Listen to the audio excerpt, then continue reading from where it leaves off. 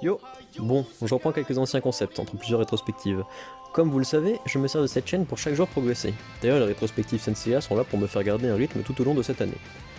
Ça a pas top bien marché, je vous l'accorde. De la même manière, ce concept a été remanié pour être plus intéressant et constructif. Bon, j'arrête le blabla, place à la vidéo. Dr Stone est un shonen manga écrit par Riichiro Inagaki et dessiné par Boichi. Il est prépublié dans le Shonen Magazine de Shueisha, du 6 mars 2017 au 7 mars 2022. La version française est publiée par Glénat depuis avril 2018. L'adaptation d'une série télévisée d'animation par TMS Entertainment est diffusée entre le 5 juillet et le 13 décembre 2019. Une seconde saison est diffusée entre le 14 janvier 2021 et le 25 mars 2021. Une troisième saison est prévue pour avril 2023. Taiju. Un lycéen comme les autres raconte à son meilleur ami Senku, un des génies des sciences, qu'il est sur le point de révéler ses sentiments à Yuzuriha, une fille dont il est secrètement amoureux depuis quelques années. Alors que le jeune homme s'apprête à lui déclarer sa flamme, une lumière brillante apparaît dans le ciel et transforme toute l'humanité en statue. Lorsque Taiju réussit finalement à se libérer, il se retrouve face à un monde complètement différent, où la nature a repris ses droits. Mais il n'est pas le seul à s'être réveillé. Son ami Senku, qui l'a précédé dans son éveil, lui annonce que 3700 ans se sont écoulés depuis le mystérieux événement. Ensemble, ils devront allier les compétences scientifiques exceptionnelles de l'un et les aptitudes physiques de l'autre, pour sauver les 7 milliards d'êtres humains encore pétrifiés et découvrir l'origine de cette catastrophe. Oui, c'est le résumé Wikipédia, j'allais pas m'emmerder pour écrire la même chose. J'en arrive à la seconde partie de la vidéo. Dr Stone, pourquoi c'est bien? Alors Dr Stone, c'est d'abord une histoire, où la science, l'humour et l'épicness sont mélangés. Oui, c'est un peu comme Batman, et Batman c'est bien, abonne-toi mais la cloche. Non, plus sérieusement, à la force de l'histoire de ce manga, c'est plus évident, et son identité, je parle bien entendu de la science. Parallèlement à chaque arc, une feuille d'avancement d'objectifs est dressée, et les personnages avancent avec et grâce à la science. Ils commencent de zéro et fabriquent des trucs de plus en plus complexes et stylés, pour revenir à la société de base. Et c'est putain de précis et technique. La suspicion consentie de la crédulité est parfaite. La science est plus que cela. Dans ce manga, c'est presque comme une religion. Les personnages portent ces valeurs et la défendent bec et ongle contre toutes ces oppositions. En parallèle avec l'aspect scientifique, il y a toute une dimension RPG, où chaque personnage a son talent, et d'ici découle une gestion de qui utiliser quand, de qui ramener ou ne pas ramener tout de suite, pour les besoins, etc. Cet aspect donne vraiment un aspect, oui je sais c'est philosophique, vraiment intéressant, et logique à l'œuvre.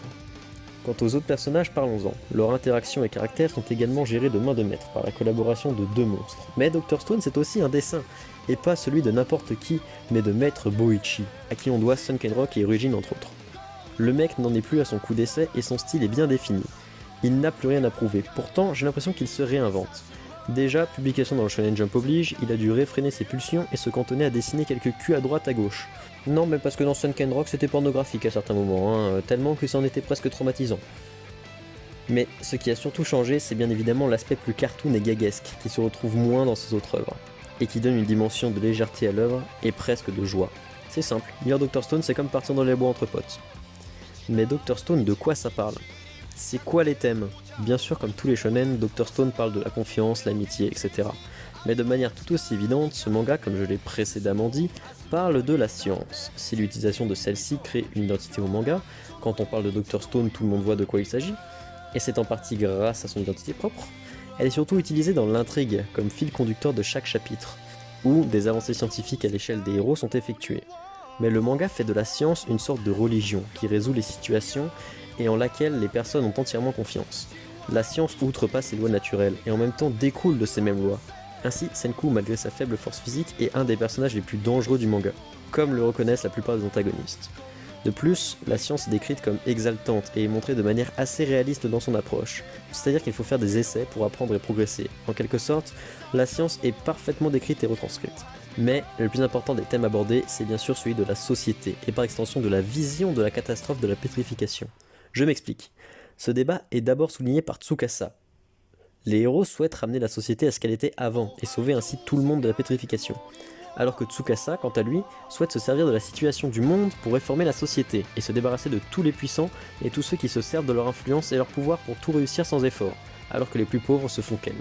En gros, il veut une société où chaque homme est égal face à la vie, ce qui nous fait nous poser la question. Faut-il sauver tout le monde et recommencer comme avant, et en profiter pour reformer le monde? Vaste question. D'autant plus cette réflexion s'élargit, car il apparaît logique d'essayer de faire les deux, pour que tout soit parfait. C'est ainsi que le personnage de Gen est utile, car en tant que mentaliste, il connaît la plupart des normes sociales et des limites des sociétés plus ou moins paisibles. Cette information, en plus de servir au personnage pour la gestion des ressources humaines et alimentaires, nous montre que réformer la société en ramenant tout le monde s'avère impossible au sein du royaume de la science. Chacun a sa place, mais l'on peut voir une égalité dans la répartition des ressources et dans la reconnaissance. Ils vivent en autarcie et s'agrandissent en acquérant des alliés avec des facultés qu'aucun ne possède.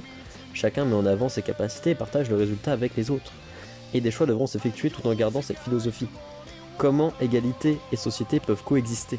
Est-ce que ce genre de société ne peut exister que dans un groupe restreint de personnes interdépendantes les unes aux autres, comme en post-apocalypse ou à l'âge de pierre ? Et sinon, est-ce qu'il faut ramener tous les humains pétrifiés à leur état d'origine ? Et sinon, comment choisir, et même est-ce moral ? Tsukasa est d'ailleurs d'après moi un parfait antagoniste à Senku. Lui qui a grandi dans une famille pauvre a vu sa sœur tomber gravement malade et le système l'empêchait de la sauver. Et le défavorisait à tout niveau. Du coup, il a travaillé des années et des années au combat pour essayer de s'élever. Ainsi, au-delà de sa purge, le progrès a abouti à la société qu'il déteste, et a créé les inégalités, alors que Senku lui considère que la science est un pouvoir que même le plus pauvre peut domestiquer.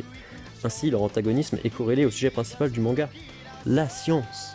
Cette science omniprésente, peu importe le sujet, apparaît comme trop cheatée dans le manga et peut sonner tel un Deus Ex Machina. En cela, même le perso de Senku peut sembler overpété et annuler toute intrigue. Seulement, les deux génies derrière ont su dresser des barrières. Bien qu'il ait toutes les connaissances théoriques, dans la pratique c'est plus compliqué. Et c'est là qu'intervient le échouer pour réussir. Mais de manière plus subtile, c'est ici qu'intervient quelque chose que j'ai déjà abordé. La science n'est pas une affaire personnelle. L'élévation et le progrès se font par l'universalité du groupe. Chacun possède un talent et prédomine dans un domaine. Tai joue la force, François la bouffe, Chrome l'instinct, etc. En soi, tous les personnages ont leur propre science, en quelque sorte. Ainsi, ce que certains voient comme un pouvoir trop cheaté est en réalité le fruit de l'ensemble des pouvoirs de chacun. Dans ce manga, la science est traitée telle une énergie shonen, tel le nen d'Hunter x Hunter, ouais en fait c'est clairement le nen d'Hunter x Hunter, mais en collectif. L'aspect progression, construction de son propre pouvoir est clairement omniprésent et l'avancement des persos réellement satisfaisant. Bref, Dr Stone est un petit manga que je ne rangerai pas dans les meilleurs mangas du monde, mais il est tel un bonbon petit et sucré. Vous voyez ces chapitres d'entraînement shonen loufoque mais stylé et amusant ? Bah c'est l'ambiance prédominante de ce manga. Pour résumer simplement, lisez Dr Stone. À la prochaine. Bref, si cette vidéo t'a plu, tant mieux. Si elle ne t'a pas plu, j'en suis désolé. J'essaie chaque jour de m'améliorer, alors laisse une critique constructive. Allez, salut!